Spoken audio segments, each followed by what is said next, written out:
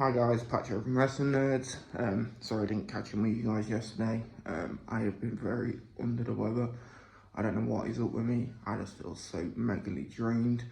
I don't know, I think it's because I've been working so much and then now I've come here and I'm relaxing and I just think that's taken out of me, so God knows what I feel. Hopefully I can feel a bit better today. I've woke up again and I feel like poo.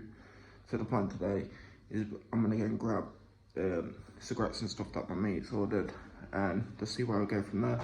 Hoping it doesn't rain. I want to take the drone out the back of the hotel. Fingers crossed for that. But yeah, just go with the flow today. I do apologise that it's ended up being this way, not being what a wrestling standard, but I'll catch up with you guys very soon. Bye.